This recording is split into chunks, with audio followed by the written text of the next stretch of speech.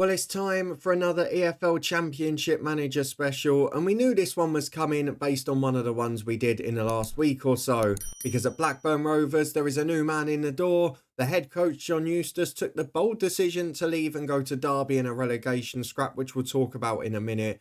And in his place comes Valerien Ismael, a manager with much experience, including some hits and misses in the EFL Championship. We're going to, as always, talk about the old man and the new man and what we think for the future of Blackburn Rovers. But for now, let's start with the spell of John Eustace, because look, we need to separate two things here, and we're always going to have a fair and honest and balanced debate here. I know some Blackburn fans are disappointed, angry, agitated, whatever you want to say, at the manner in which he left the club, who he left the club to go to from a footballing point of view, and things like that. But we can only focus on the job that he's done here. And much like he did previously at Birmingham City, he came into a club that was struggling, that was heading towards the relegation zone. He kept them up last season, crucially, albeit it was a fairly tight-knit thing in the end, went to the final day of the season. And then this season has pushed them on towards a playoff place, making them far harder to beat, nearly a 35% win rate in total, and has left Blackburn in the top six, which, let's be fair, pre-season, most of us thought they were going to be in a relegation scrap, and I concede, and I've said it in the championship prediction since, the signings they made from sort of mid-July onwards when we did our preview have really improved them massively, and who takes the credit for that, I don't know entirely, but they definitely made good signings. They've become a very good team, and much like his previous stint at Birmingham, a team that were very strong at home, very aggressive on the front foot, and then away from home just tried to be hard to beat, solid and dogged defensively. While their record wasn't brilliant there, it was enough to get them sneaking towards the top six. So I think for the job he's done on the pitch, including a crucial job of keeping them up last year, he does have to take massive credit, John Eustace. He's left Blackburn in a far healthier position than he joined. He's not the first manager, of course, to talk about things going on behind the scenes in part of his departure. We saw that with Jon Dahl Tomasson, and we've obviously seen it now with John Eustace as well. And we have to bear in mind, and I mentioned it in the Derby one, and I know Blackburn fans won't like it. On paper, it looks stupid. You're going from the team in 5th or 6th to the team that are in 22nd, 23rd. But you've got to factor in the geography and the personal life of a manager too. And we got it sort of in lockdown when we were speaking to pros, probably mostly at the lower end of the EFL or the top of non-league.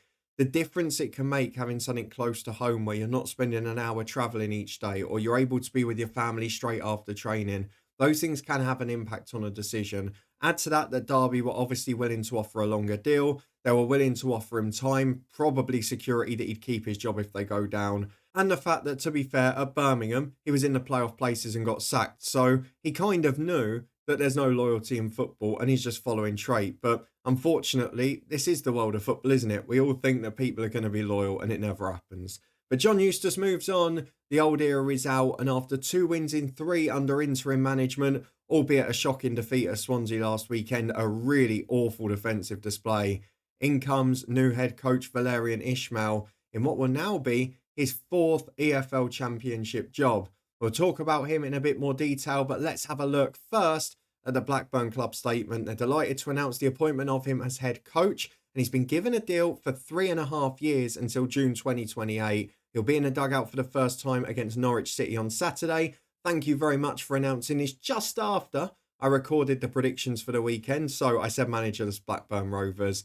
But he arrives with vast managerial experience in England, in Europe and elsewhere. We've obviously talked about him here before when he was appointed, particularly at Barnsley, having been at Lass previously.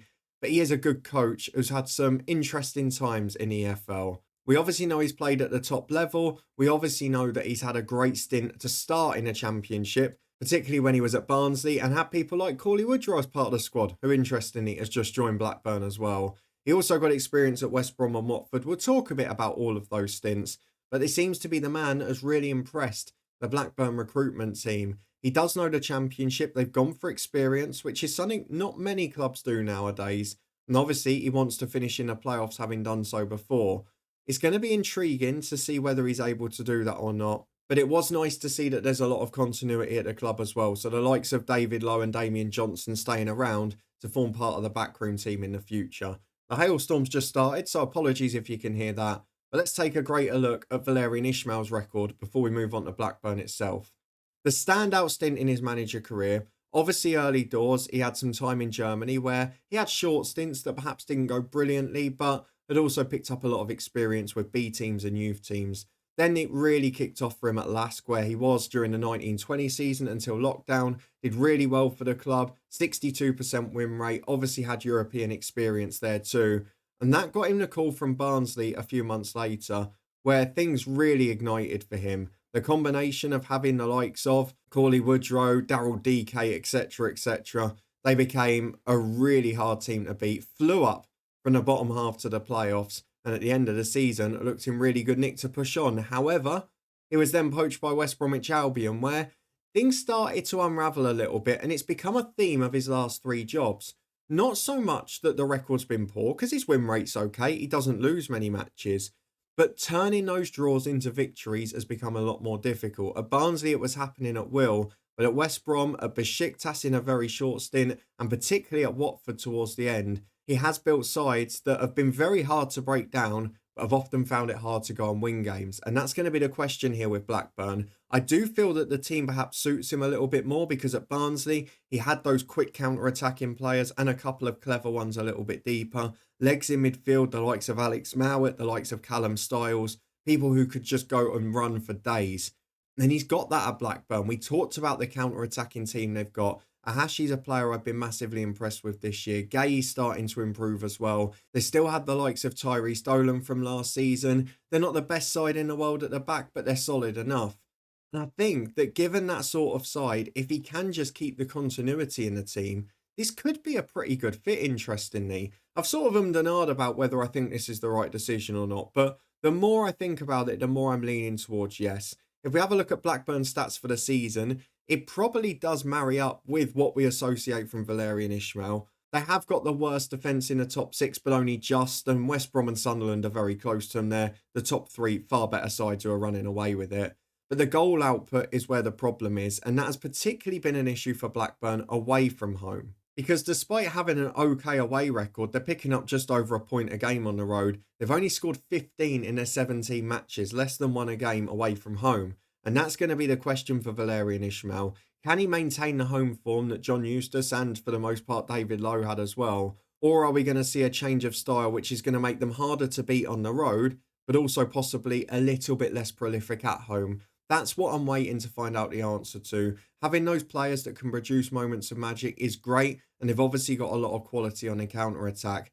But Valerien Ismael was accused at Watford of not letting the handbrake off, something that we've seen them improve since he left, and the same probably had to be said for West Brom, but it did improve after Carlos Corberán came in. But this squad is a bit more similar to the one at Barnsley. Obviously, he's a bit closer to the northwest as well. Maybe this is the one where it works out. I've got a feeling that the squad quite suits him. Now, the question, of course, moving forward for Blackburn, is whether he stays out for his 3.5 years and whether they can get into the playoffs. But I think the playoff one's a difficult one because I don't think at any stage Blackburn are the favourites for it, but they've done so well this season that people are now hoping they can cling on. To give a little bit of perspective here, obviously anything above fourth is out of reach because Sunderland and the top three are miles clear. But looking down the table, you've got QPR in 14th, are 7 points behind. 3 bad weeks, and quite frankly, that top 6 to 14 could switch.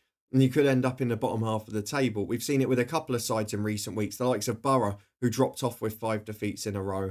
So that's not going to be a given. The question for me is whether the style is going to continue, whether Blackburn are still going to be able to be as strong at home, and whether they're going to be able to develop on the road and become more of a counter-attacking threat. Because if you watch that Barnsley team in the 2021 season, I know mostly without fans in the stadium, but they were ridiculous on the road. Daryl DK could run at people, terrify defences. They had so much support from midfield, getting into attacking areas and getting to the box late.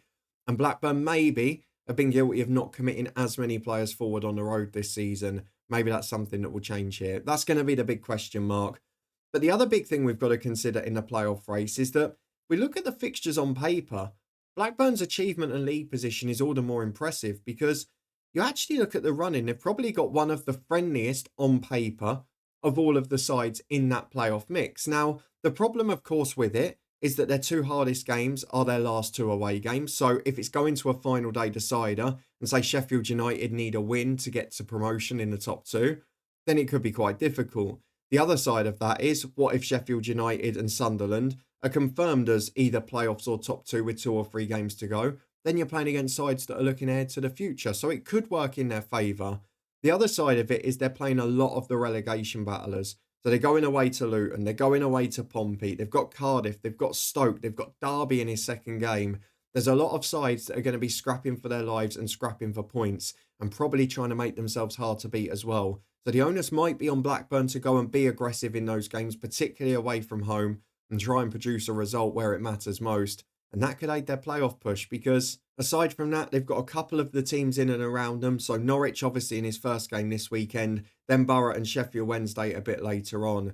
But otherwise, it is not the worst running in the world for Blackburn. They've got the right teams at home and the right teams away. And it could work out in their favour with their 2 difficult matches at the end. We'll wait and see. But the big question is, what is the expectation? Will Valerien Ismael be expected to be in the playoffs this year? Will he be sacked if they don't make the top 6? Will he be able to keep on and push on as long as they're close? Because I think it's going to be tight between 6 or 7 teams come the end of the year. And they're all pretty evenly matched on the pitch with vulnerabilities in different areas. So I don't think it's a do or die situation. But it is interesting he's been given a 3.5-year deal. Blackburn, in fairness to them, are normally a side that give their managers time. Probably one of the most lenient in the Championship on that front. And I know there's a lot of talk on the other side, which we won't go into today, about whether the owners are willing to invest as much, whether the ownership is willing to part with its money, and some of the situations with its money overseas, of course, is the reason that some managers maybe have stayed for longer than they would have done. Of course, in recent instances, with Mowbray, it was a contract running down after several years. Thomason and Eustace both left the club. So they're not a club that goes around sacking managers willy-nilly. And I think it will be a quite difficult job for Valerien Ismael to get himself sacked. But I expect Blackburn to be in the playoff race. Do I think they make it? I genuinely think it's a 50-50 at this point. I do believe, and I've said it since the start, if the likes of West Brom and Middlesbrough hit form and are at their best, I think they're the 2 teams that can go on runs. And with Tony Mowbray back at West Brom now as well, I'd probably put them as a bit of a shoe-in.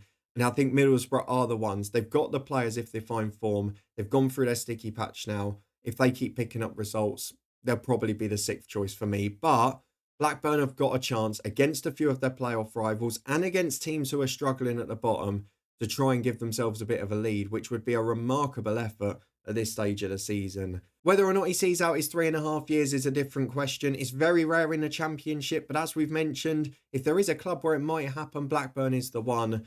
But what do you think about this appointment? It doesn't really matter what I think.